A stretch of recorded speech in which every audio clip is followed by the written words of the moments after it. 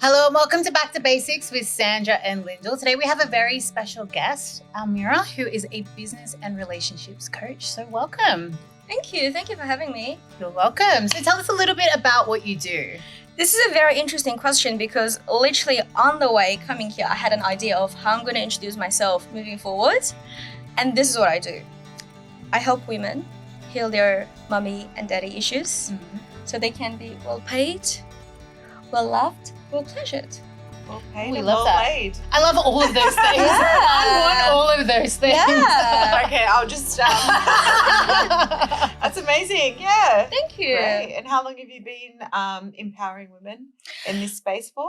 I started about 2.5 years ago. Okay. And obviously the line of my work changed drastically throughout the years as I learned more, as I grew more myself. Because you were in corporate originally, weren't you? Yes, I was. And when I started coaching as well, like my approach, like I introduced myself to you in the DMs, was very science and psychology based. I did a lot of like hypnotherapy and NLP and all that jazz. But through my journey, I got really into spirituality. So the way I do my life and I do business and I do coaching is a combination of, science and spirituality. And it's so beautiful and it's just the best thing. And do you feel like spirituality and psychology kind of like work hand in hand for what you do? 100%. This is how I explain personal development versus spirituality, right? So when you get into personal development or psychology, you recognize that, oh my God, I as a human, like a computer, have a coding based on my past, my emotional history with my parents, with my siblings, whatever it is from the society. And now I don't want to be this person anymore. I want to change. I am empowered. So you try and recode yourself. But what tends to happen with a lot of people is that they don't really do the deep work. Yeah. They keep focusing on shouting affirmations or, like 10 steps to confidence, following other people's future-based strategy rather than working on truly healing. And even when they're trying to recode themselves, this is something that's really fascinating, right? It's almost like you have two personalities, like two parts of you are fighting. Consciously, you want to create this new version that is well paid, well loved, well fucked. I don't know if you swear here, but we swear a lot. Every single time. Really? Yeah, You every do? time. Okay, awesome. It's like your conscious mind and your subconscious mind is kind of fighting all the time, and it can get very exhausting. And that's how I got into spirituality, because it just felt like I kept healing, I kept growing, but I was taking 3 steps forward, 3 steps back. I've always had to battle with myself. And this is the time I got introduced to psychedelics. And psychedelics changed my life, okay? I got into spirituality many, many years ago, but there were a lot of spiritual concepts, philosophies, or way of living I thought I understood. I thought I knew. But during psychedelics, for the first time, was when I truly experienced the presence of God, universe, creator, consciousness, whatever you call it, I genuinely believe if you were to use psychedelics responsibly, 50% of the therapist coaches will be out of a job. Wow. One night. I've heard that before. Yeah. I really have heard that before. And I think the interesting point that you touched on was when you were talking about like personal development. I think a lot of people do approach personal development from, let's say a couple of affirmations, let's do a little bit of journaling and I'm going to feel better. Like, how do you approach personal development? Interesting question, because personal development is such a broad term, right? Broad term. And what do you even have in there,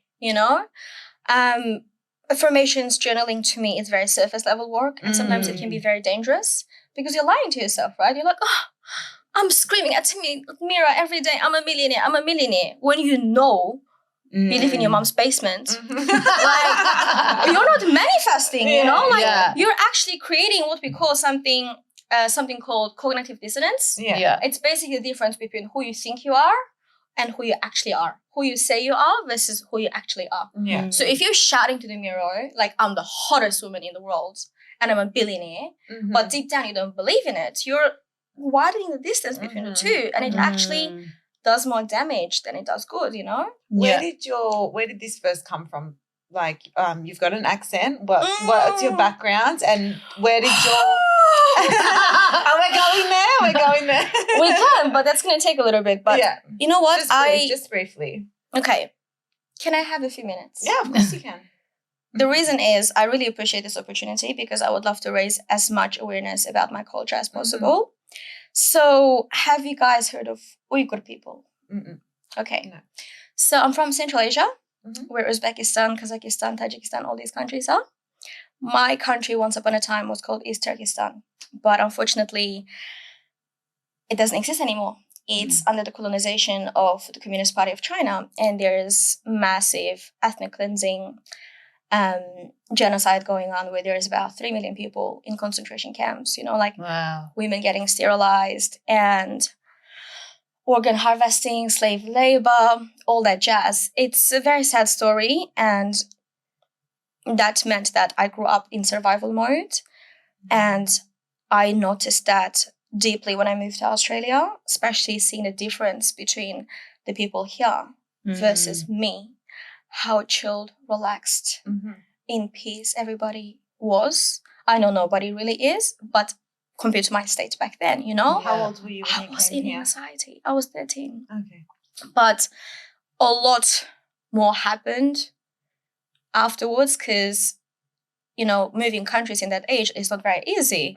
All my friends and family were back home and I didn't speak any English and I didn't have any confidence within myself. I got bullied in high school, dropped out at year 10, became a personal trainer, got into the corporate world, made 6 figures, had the picture perfect boyfriend, And then I was like, well, what now? What's the next thing I'm chasing? I remember clearly there was a day I was with my ex-partner. He took me out to celebrate a promotion at work. And I was so happy. And I was making 6 figures at age 21, And I'm like, I've made it. And then I'm sitting there and I'm like, I've made it. Like, this is how ambitious you are. Like, you've always been so entrepreneurial. Like, I've had many side gigs or whatever, like I had an activewear business. I had an events business. Never trusted myself enough to go full into them. But I'm like, who are you becoming? Like, you're getting a little bit too comfortable here, 6 figures is nothing. Yeah. You live in Australia. You have friends that are multi-millionaires. Like, you moved countries, left your home to settle with this. This is not okay. We're going to do something about it. And from there, everything, like, universe always responds, right? Like, when you ask for something, he's like, it's like, are you sure you want this? Let me give you a test. If you pass the test, you get rewarded. If you don't, it gives you everything you need to prep you for your next adventure, right? So when I said I wanted to do something bigger, when I said I wanted to grow, when I said I wanted to contribute to the society, that's when my healing journey just started going like that. Through relationship problems, actually.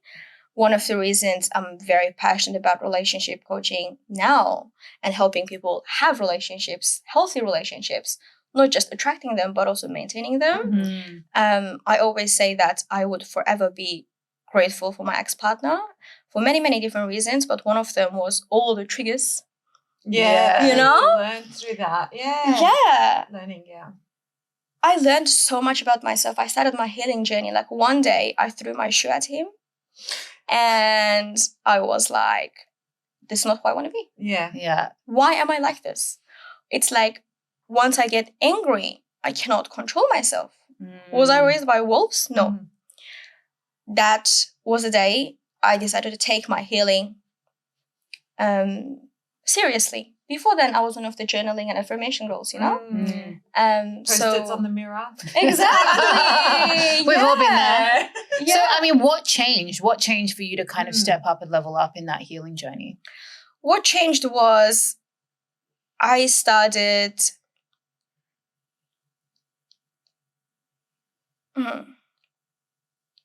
How do I answer this question?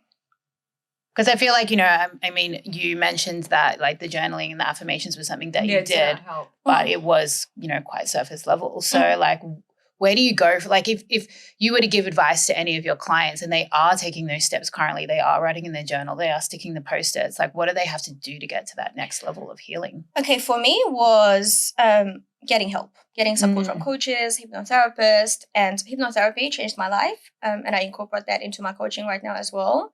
But after one hypnotherapy session, like I used to have mad anger management issues, like I mentioned, gone. Like I cannot even remember the time I used to be angry. After one hypnotherapy session. But it takes integration though, right? Wow. But it goes really deep. So with like transformational coaching, which is what I do, and hypnotherapy, both, you access your subconscious mind, right?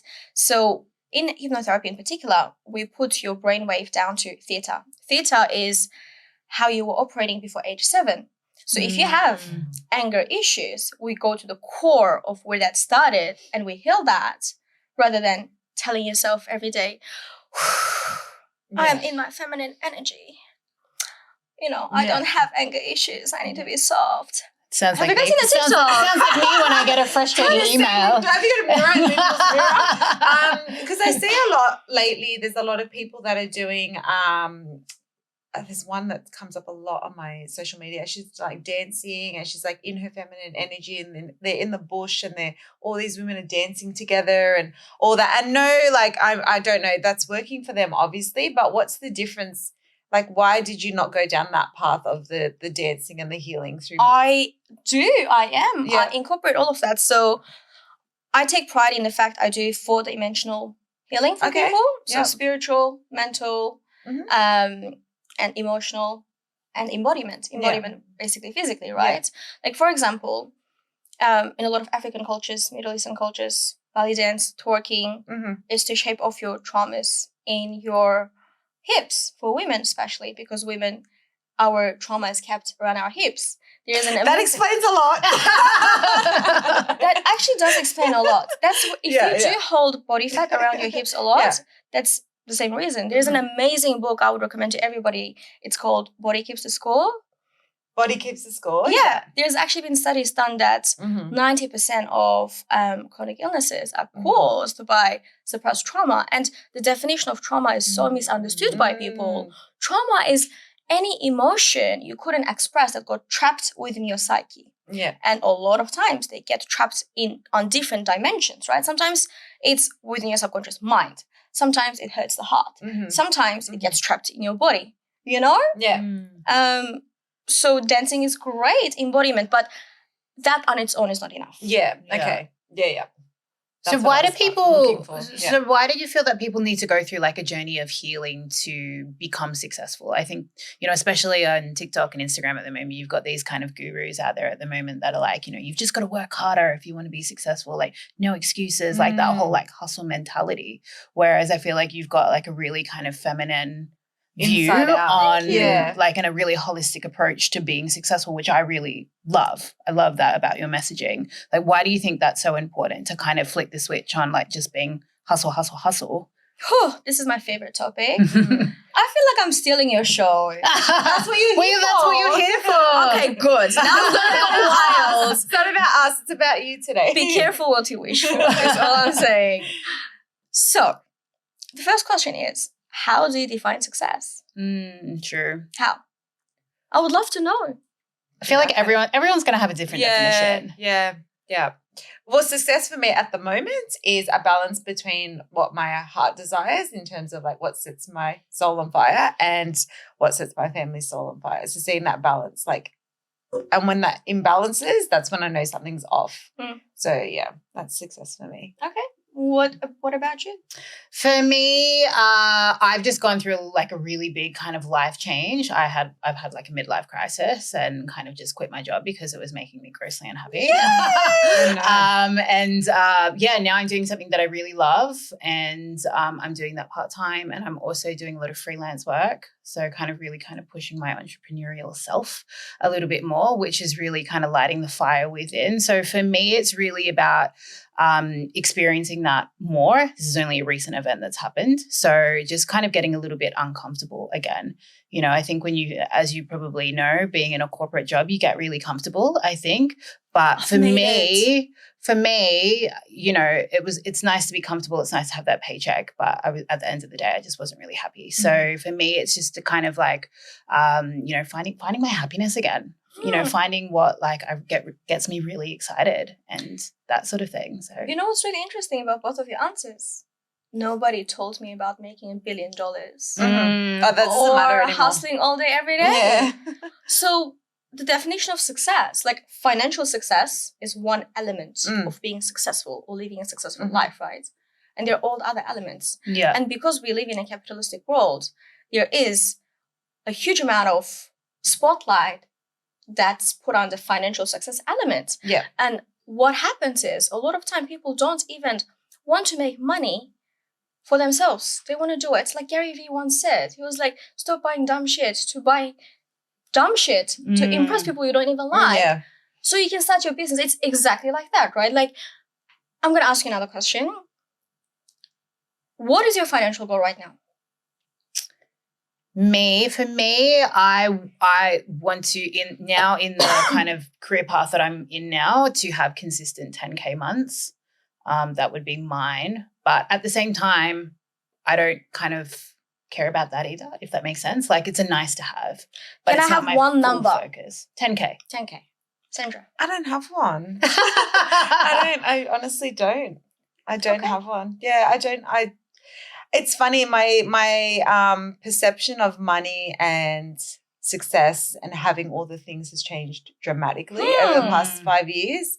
For me, having one holiday a year or having things to look forward to experience with my family is what I measure my success off. Exactly. Finance is a means to an end. Like, it's not. I don't know how that's changed over the years, though. Yeah. Thank you for sharing. It's a nice feeling. Yeah. And I love how you allow yourself to change, right? When you get too attached to an identity, this is who I am, that's when you're imprising yourself. Yeah. Because you're a dynamic being, you're always changing. And you've used a couple of words now, at the moment, or this is where I'm at. And I love that. Yeah. But I want to come back to Linda for a moment. So with 10K, and let's say you made 10K tomorrow. What are you going to do with it? Get it done. No, look, for me, it's not about kind of like, okay, I've made 10K. Like, it's like, okay, what's next? For me, it's always the what's next. It's not that, I think, people go, okay, well, I've made 10K, let's make 15K. Let's make 20K, and then it just kind of grows and grows. I think my relationship with money has changed drastically over the years as well, as my jobs have changed and also my care factor has changed. Like, I think I was definitely one of those people at a time where I was, all about impressing other people, making sure I looked the part, I had the handbags, like all of that sort of stuff. Whereas now I just couldn't care less. For me, it's just about like just literally being in love with what I do and like every day just waking up, like loving what I do. Yeah. That's beautiful. And there are a couple of points I want to make. Number one is this is exactly why I believe in holistic approach to business, because a lot of times people get into entrepreneurship not because they want to live a good life, but because they're trying to prove something. And when you're trying to prove something to yourself, you think it's to people, but it's to yourself, This is what I mean, daddy issues. If I was a little bit better, maybe daddy would have loved me more and given me more love, is what your inner child is saying when you're chasing money, right? So what happens when you just like push hard, work hard is, first of all, even when you get there, we're always looking for the next 15K, 20K, 30K, 40K. You're chasing something, right? And secondly, when you are operating in coaching, we use a term called operating out of fear. So in life, there are only two things that motivate us, right? Either get pleasure or to avoid pain. And if you're trying to avoid pain or feeling like shit about yourself, that's why you want to be a millionaire. First of all, once that excitement wears off, you're going to feel like shit again. Yeah. What's next? Yeah. What's next? And secondly, you're operating from a place of lack, right? And I believe in manifestation 100%. Like, people that have been following me for a while have witnessed some actual miracles, I would say. But being in alignment, 4-dimensional alignment in manifestation is the key, right? when I say 4-dimensional alignment, emotional, mental, spiritual, physical, when you're only working hard, that's physical. When you train your mind, that's, mental. When you heal your heart to be like, I am actually worthy and deserving of this. And I'm doing this because I want to create a beautiful life for myself. When you're operating out of that energy, then that translates into spiritual alignment too, because you start witnessing what to be grateful for, and you start believing and having faith, and you just get rewarded more as well.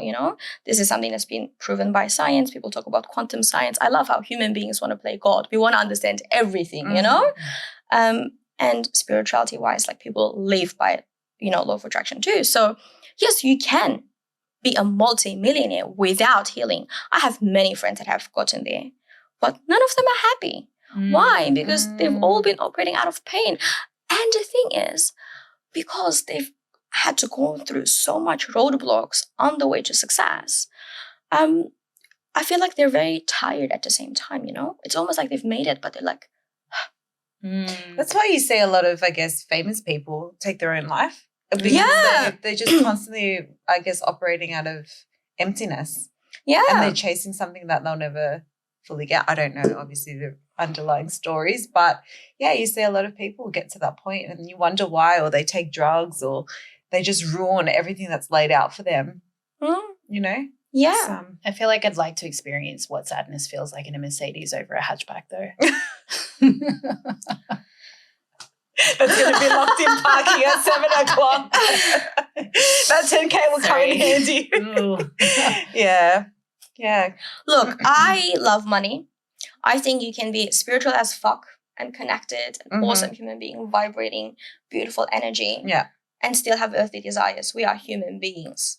I want to look pretty, I want to go to nice restaurants. I want to travel the world. There's nothing fucking wrong with that, And I do think money is just a tool to buy freedom and happiness. I want to be able to buy a Mercedes hatchback tomorrow if I wanted to. To me, that's freedom, right? So, yes, I want money. And there's nothing wrong with it. It's not a dirty word, especially in our gender. I feel like a lot of women have a lot of shame about money when it comes to the money they want to make, or even their standards when it comes to the men they want to date, right? Because they're like, oh, I'm going to look so superficial. Yeah. So what? Like, we're going to pretend like we love humans unconditionally? Like, everybody loves each other unconditionally. That's the truth. Like, a man is never going to be interested in you if he is not attracted to you at all physically, right? And it's not even about that. It's that even when you're having a conversational relationship with someone, you're getting something out of it. Yeah. It is never unconditional. Yeah. My mother loves me conditionally, under the condition I am her daughter. Yeah. Unconditional love does not exist for 95% of the population. I do think it exists for the 5% that are really, really spiritually connected, but the 95%, no. And it's okay for us to care about money, I want to have that freedom. I deserve it. And the way I look at my life is, I actually refer to myself as a soul. And I'm here in this body, this beautiful vessel, this I chose. I want to be able to help her to enjoy everything that she dreamt of. I want to help her feel things she wanted to feel, to heal. And I want to help her become the person she wants to become. That's what I'm here for, as, a part of collective consciousness, or as a soul. So have you, would you say that you've completely healed from your past traumas? Like, whatever, did you have daddy and mummy issues? Of course. Yeah. We all do. Like, I don't even have to ask you questions. I know. The reason is, like, we're just so sensitive as children, okay? Yeah. Like, it's not like my parents abused me. Sometimes when I talk about my daddy and mummy issues online, because one of my missions in the world is to normalize vulnerability, I'm like, I feel so bad. People probably think my mom abused me or something. It's not like that. Like, when you're a child, you're so sensitive. Your parents not giving you enough emotional support can also be trauma. Somebody looks at you differently when you did something, could be trauma. Like, like, I remember when I first got into, inner child healing work, I was like, I'm not having children.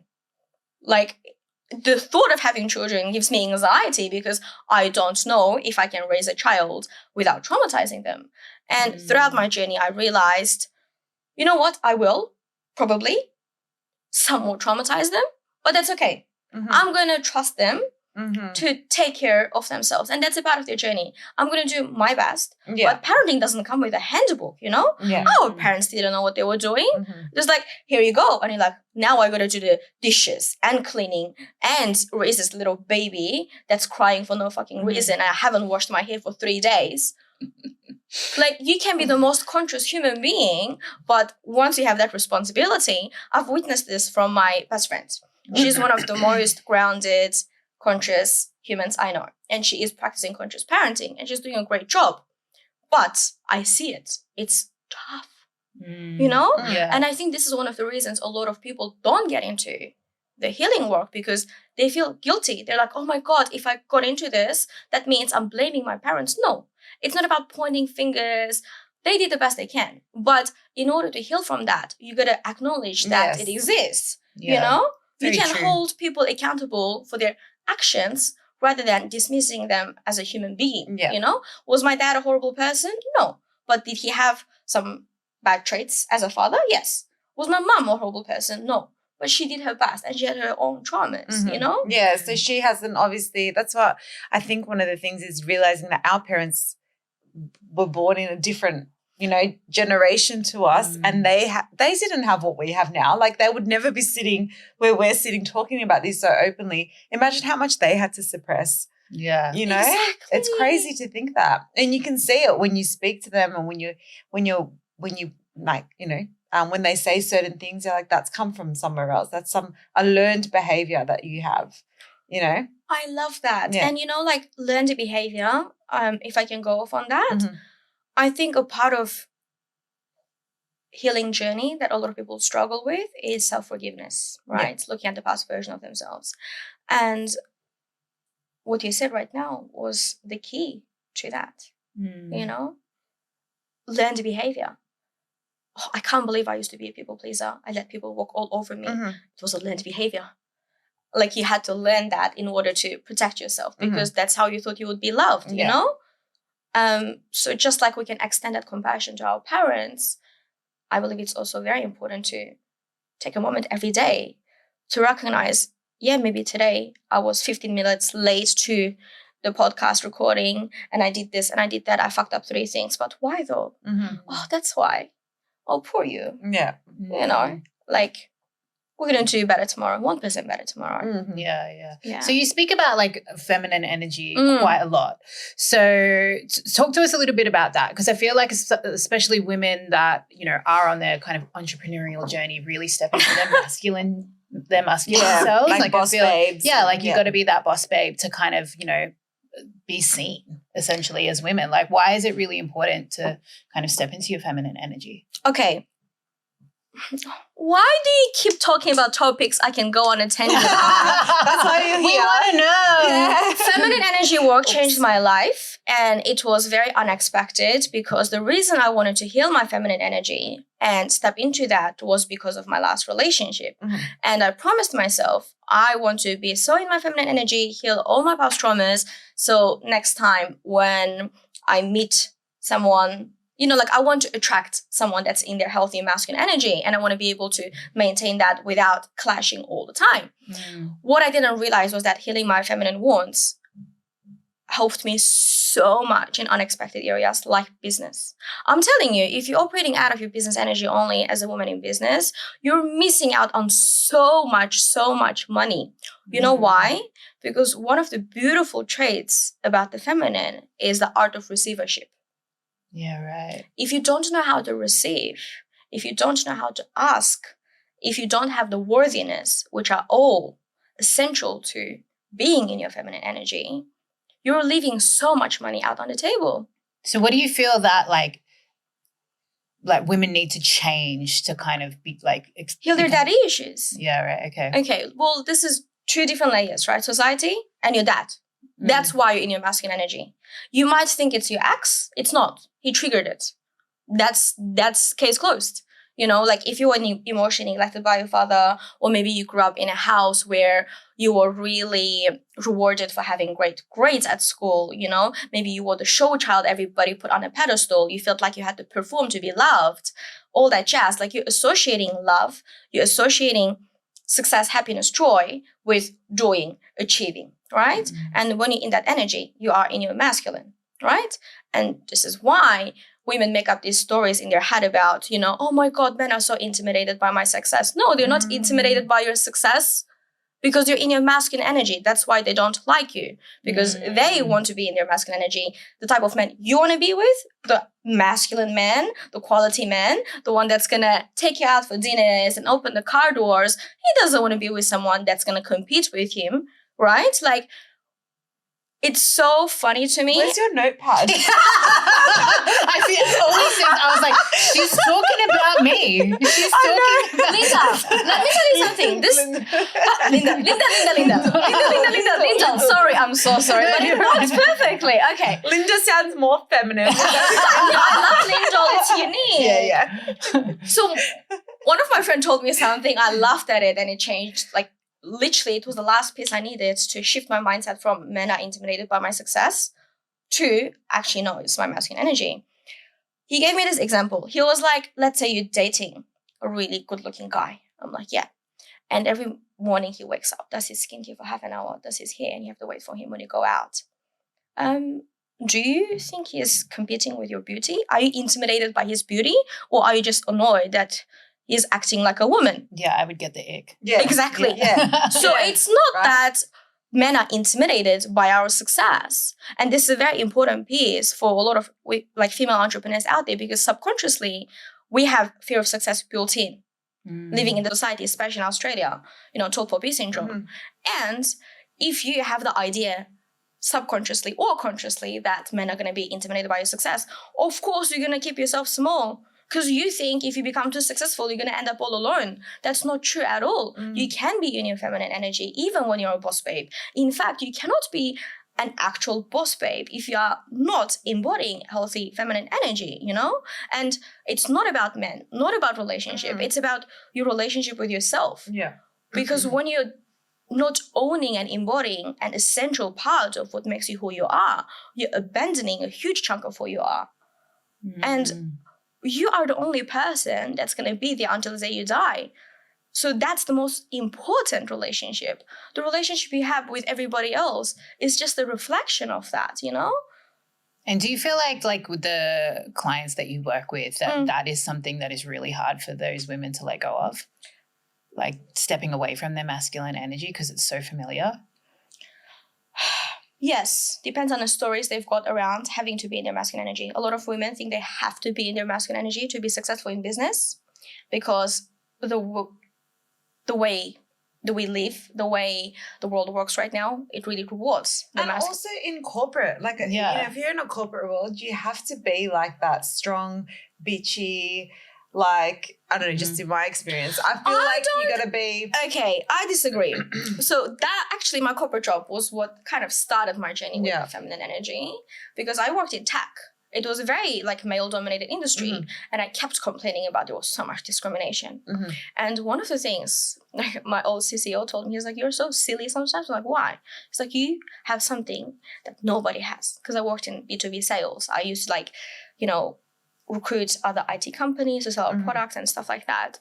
I'm like, what is it? He's like, it's the shock factor. I'm like, what do you mean? He's like, these people think you're dumb. Play dumb. And the moment you open your mouth, they're going to be shocked. They're going to sign a contract on the spot. He was fucking right. I'm like, you want to underestimate me? Cool. And I started, being more in my feminine instead of trying to be like a man. I'm like, no problem. You think I'm the dumb little girl. Let's play this game. Wait till I open my mouth. And even in the corporate world, I think a lot of ideas I had about how male-dominated it was, how much harder it was for me as a woman, wasn't true. It was because of my own wounds with the masculine. I projected that. There were so many ways my workmates, my boss looked after me, but I didn't take it as, oh, they're just trying to be nice and take care of me. It was like, you think I can't do this? Where did that idea come from? Why do I have to prove anything to anyone? Of course I can do it. And if you want to do it for me, awesome. I think a lot of women, though, and I will say this because I've done it myself, will feel that and then step even further into their masculine energy to prove a point. Do you think that sometimes women do that? Of course. And I don't blame them because of the society we live in. You don't believe or you don't think that you can actually win being in your feminine. You think in order to win, to prove a point, you're going to step more up in your masculine. Yeah. That's not true at all. Like, I'm telling you, like, this is going to sound horrible, but there are some really spiritual people I know out there that live in their feminine energy. The way they make money shocks me sometimes. The most unexpected ways, money just flow to them. But their life is a little bit of a chaos because they're not incorporating healthy masculine energy. But when you step into that feminine energy, you'll literally become a master manifester. You know? Like, the masculine energy is the energy of like going and getting, right? The feminine energy, like the feminine like sits in her power and she becomes a match, vibrational match for whatever it is that she desires, right? Like if she wants to be a millionaire, okay, so what kind of person would have $1 million? How would she act? How would she behave? How would she hold herself? What would she say about herself? Think about herself? And I'm going to be that from today and start taking small action every day. And you just stay in your power and everything is just going to come to you. And people don't want to believe that because, once again, they want to see proof, science. Even science is so masculine because it's about the logic. It's about proving something. The facts. You know, like we talk about feelings a lot. You can't truly describe what sadness feels like. It's a feeling that everybody may feel differently and we will never know. And people don't want to believe that. They want to believe in facts. Once again, because of society. But I think there's a mass awakening happening where people are becoming more integrated, you know, in the middle. People that were like hardcore capitalists are like, I'm not happy. What am I doing wrong? I should do something about this. And people that haven't looked at, you know, creating a better life for themselves is also waking up after COVID, seeing so many people kind of making money like crazy. They're like, oh, maybe I should do something too. So true. So many people had like massive change after COVID. Like I think that was really like the flick of the switch. You know, a lot of people were just like, I'm actually not happy. Like, you know, I need to change something. Yeah, wild. I think COVID was a blessing for a lot of people. A lot of people said, I have depression. I got depression. I got anxiety in COVID. That's not true. Like, you just have time now. You just have time to feel everything that you've been suppressing because you're on this rat race of just going. And then when you get to stop, you finally feel everything. That's another reason why women struggle so much to be in their feminine energy. Because the feminine is about the being, not the doing, right? We're so trained to be doing all the time, the productivity guilt. And when you stop, you're not used to being alone with your thoughts and with your feelings anymore. You don't know what to do. It's not that it's bad. Once you lean into it, you would actually love it. Like, I just want to like sit around under the sun all day and just dance. But I don't. But I would like to do that, you know? I love it now. But 3 years ago, I would have been like, what should I do next?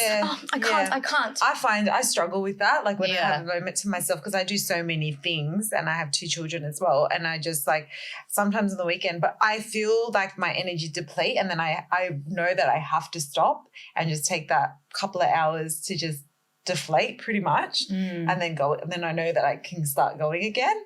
But yeah, it's a dangerous thing. Like, just can I tell you something? You need to change that. Because you know what's going to happen. Do you have boys or girls? 2 boys. 2 boys. Okay. Now, you know how we're talking about daddy issues, mommy issues. Another thing with women that struggle to tap into their feminine energy is they witness their mother becoming a people pleaser. You know, because they love their family so much. A lot of mothers will abandon their whole life just to look after their children and their husbands. And they say yes to everything. They take care of everybody. It's almost as if they live for other people. So a lot of women growing up, looking at the dynamic between their father and their mother, they're like, oh, being a man means you have power, you have a say. You know, you go traveling, you have the cool job. Being a woman equals weak, less people pleasing. I never want to be that. I want to be like a man. When in fact, it's not being a woman. It's not being feminine. It's about being in your wounded feminine energy. And it's about, you know, being a people pleaser, not having boundaries, that created that. It's just that a mental association, I think, for me is like, you know, feminine equals weak. Yeah. I think that's something that has been drilled into us, you know. And you can undrill that. The first step is committing to that, you know? A lot of people ask me how. I'm like, if you're asking the how, you're not ready. Because when you're asking the how, you're going to talk yourself out of it. Your brain is going to give you all the reasons why it's not going to work, right? That's exactly what happens with like quitting your job, starting a business. If you think about it for too long, you keep thinking about it. Whereas the moment you're like, fuck this, I'm going to do it, you do it and you will work out a way, right? Yeah. So if you do want to feel like heal your, you know, relationship with the feminine energy and step into that more, the first step is committing to it. It's like, you know what, like I want to do this for myself because I want to feel so embodied in this body. I want to be in touch with my sexuality, my sensuality, my heart, my feelings, you know, my desires, everything. I want to experience life as a woman to the fullest because I'm fucking beautiful. Have you seen yourself? Like, well, yeah, every damn day. Let's not go there. No, but seriously, like you deserve to experience life to the point of, you know, like you are a walking goddess. And you cannot be in goddess energy if you're trying to be God because you think goddess is not good enough. You think a goddess is not good enough? Like, come on, I think goddess. she knows she's a goddess. Yeah. I think she knows. Yeah. So what's one piece of advice that you would give to someone that does want to step into their feminine energy, take it to the next level and like get that bag? I'm going to give one very tangible exercise anybody can start doing from tomorrow. Get into your car, drive somewhere without the GPS and allow yourself to get lost. The reason being for that, like it's a small thing to do, but it's so powerful because number one, when you are in your masculine energy, you're all about control. You're about certainty, right? I need to know where I'm going exactly and I'm going to go there. So you don't feel safe letting go of control. Whereas when you get into a car without a GPS driving somewhere, you're out of control. So you're training your nervous system and your psyche to feel safe in the face of uncertainty.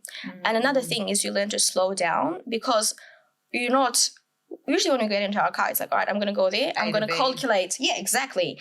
Whereas when you allow yourself that 30 to 40 minutes to live a slower life and try and be present, enjoy that, you'll start noticing you actually like it. I wish I could. I have road rage. Even if I have nowhere to go. During the day, it's not that bad, no? Well, I mean, you do live in North Sydney, so... Yeah, I would hate that. Yeah. But it's really fun, honestly. Like sometimes when I just feel like I've got nothing to do and I feel like I need a little bit something to spice up my day, I get into my car, put on some music, drive somewhere and just... I call it a quantum drive. I'm like, let's see what the universe has in store for us today and just go for a drive, you know? That's cool. Yeah. But obviously this is not something I was comfortable doing a few years ago because what a waste of time. I am not working. Unbelievable. I am a waste of, you know, oxygen. Yeah. It's about allowing yourself to be free, feel free and be okay with it. Exactly. It's about internal freedom. You know, you can have all the money in the world. You can have $1 billion and be miserable at the beach because you're thinking about the next billion or the boy that didn't like you back when you were 12, right? So... Yeah, absolutely. Well, guys, I hope you enjoyed our chat with Almira today. I feel like we're going to need a part 2. I feel like I could go on for 3 hours. We could that. 4 hours. Yeah. We're going to pop all of her social links below. Please give her a follow. We'll have to get her back on the potty to talk about some more things. But let us know what you thought of this episode. Until next time, we'll see you then.